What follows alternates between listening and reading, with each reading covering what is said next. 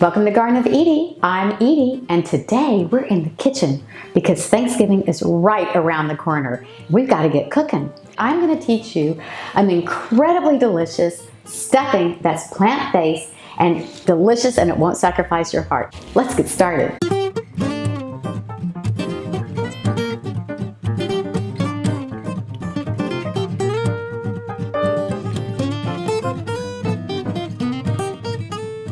Let's first go through all the ingredients. When I went to the French Culinary Institute, it's very important, they say, to mise en place.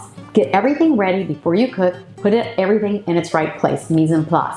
And so what we've done is we've done just that. I'm going to start with mushrooms. You know, we talk about how important mushrooms are to your health. All the doctors, all the plant-based doctors, get mushrooms in your body because it's antioxidants, filled with immunity-boosting ingredients, and it's super healthy for your brain and everything. But I want to talk a little bit about wild mushrooms. You know, they're very expensive, and everyone thinks, oh, I have shiitake, and I have oyster, and I have lion's mane, and I have all these amazing mushrooms, and there are delicious, unusual mushrooms to use, and I do in my recipes. But did you know the healthiest of them all is a little white button mushroom, the cheapest of them all? So stick with that if you don't want to spend the expense with all the other mushrooms. Today I'm doing little portobellas just because it looks so good in the market.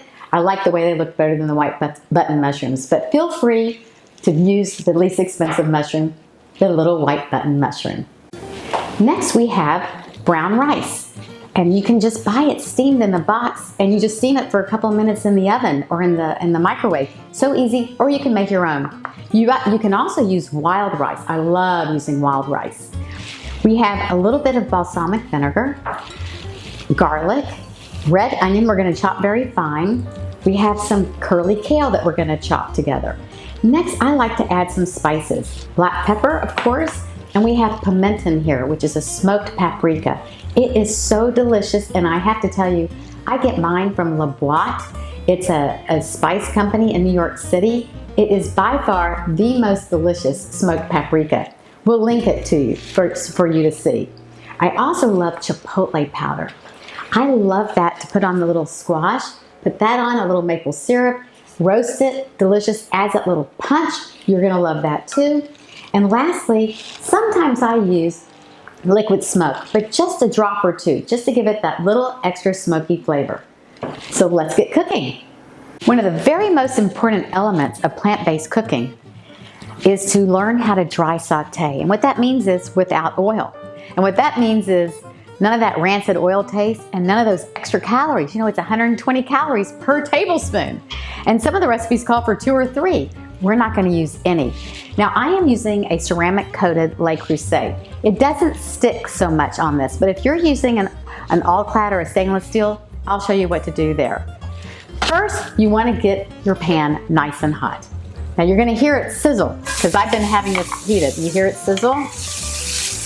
Now, quickly stir the onion and immediately I turn it down. Otherwise, it will get too black and it won't steam. And our goal is to steam it and make it super translucent. So the first thing I do is just quickly, I already have it down on low. And here's a tip. I haven't seen anybody else do this, but it really, really works. I put the cover on. And the reason why I put the cover on is onions have their own oils and their own water, and it exudes from them as they cook. So when I cover it, I want to steam these onions. And then I'm just going to do this for 30 seconds, a minute, something like that. I'm going to check under the hood, and all the water is going to be on the hood. I'm going to drip it right back down into the onion, and that becomes the water, that becomes the oil. They create their own saute. So let's see how it's going. I'm going to wait just a few more seconds. Okay, see the water coming off? Look at that. It's a miracle. And you can see that there is some browning, but that water and the oils from the onion just take it right off. It's called fond in French, and it's the delicious part of sauteing is to get up all the fond on the bottom of the pan. So it's still not where I want it to be, so I'm going to cover it a little bit more. Again, make sure your fire is really low at this point, otherwise it will start to burn. Now, since we're making stuffing, I want it to still be very moist. So I think it is ready right now. Now I'm gonna add our diced mushrooms. Now, something about these mushrooms, have you noticed that they are filled with water? So we're gonna do the same thing here. We are gonna first mix the mixture together. Make sure it's all coated with the onion and the garlic. And then we're gonna raise the heat just a bit because I want the water from the mushrooms to come out. Once again, we're gonna cover it. This time I'm doing it on a little bit higher heat, just a little bit.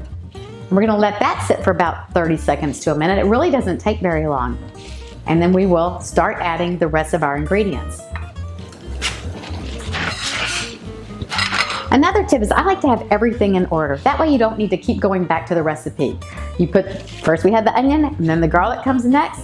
Then we're gonna put the kale and the brown rice and all the seasonings. So it's good to have that going in order and you won't have to look at that recipe.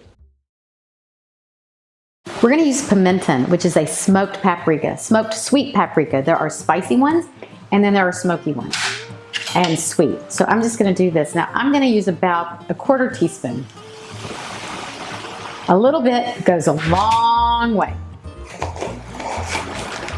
And also, if you like it spicy, sometimes you can add a little chipotle and it gives it that smoky flavor as well. So I'm just gonna do just like a 1/4 teaspoon because some people don't like it spicy, but I just like that little bit of hit. And it just makes it pop in your mouth. We're gonna stir all this. Oh, you can really smell it now.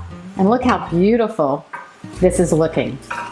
Now I like having all this liquid in here because now we're going to add the brown rice and the kale. So now the kale and the brown rice is going to mix all through the mushroom mixture. And we're gonna wilt this kale so it all becomes part of the mixture.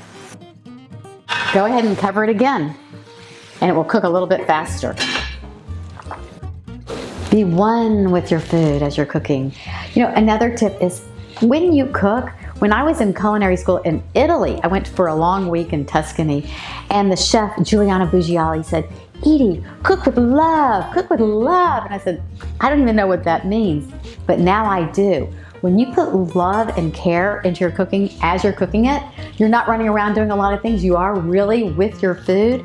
It's gonna turn out so delicious, and your friends will taste the love.